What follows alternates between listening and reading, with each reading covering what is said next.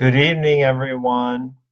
So, as I work with couples, I often am trying to clarify for them the difference between closeness and intimacy. We tend to use those words interchangeably, and yet they're very different. In fact, most of the couples that I see, I tend to notice they have more closeness. In fact, I would say that they're even too close. Um, Closeness is about comfort. Um, it's low anxiety, low risk, low spontaneity, high predictability, familiarity, from which we get the word family, um, low anxiety, where intimacy, on the other hand, is all about high risk, high anxiety, low predictability, high spontaneity, newness, novelty. Um, it's that feeling of the unexpected, willing to live with uncertainty.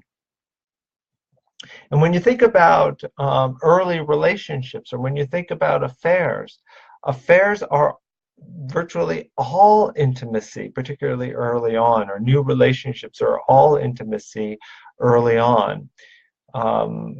What happens though is that when when relationships are progressing, closeness kind of sneaks in and intimacy gets pushed out. So, and that's not to say intimacy is good and closeness is bad. We need some intimacy. When we start a family, we need to know who's going to take care of this, who's going to take care of that. But what happens is that within a relationship, closeness begins to take over and it pushes intimacy out. And to the extreme, you can see this with that elderly couple at the restaurant who they're just eating there, they're not talking at all, and they're not talking because why ask any questions? I already know what they're going to say.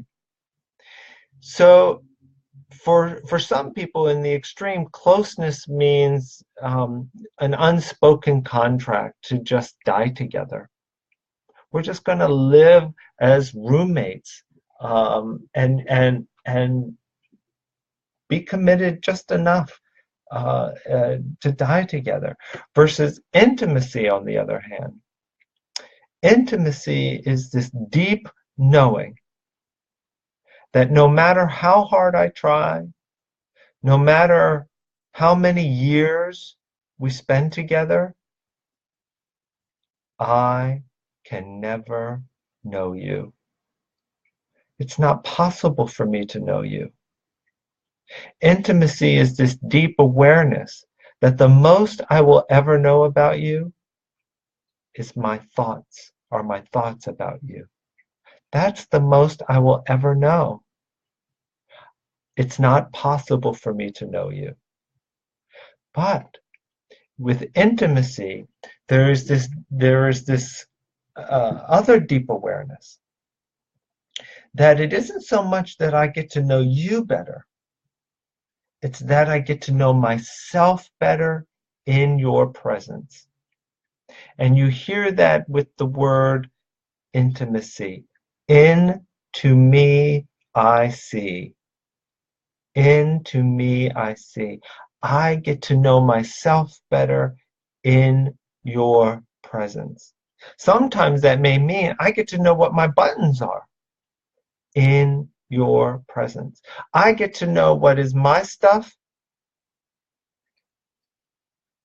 and separate that from our stuff in your presence.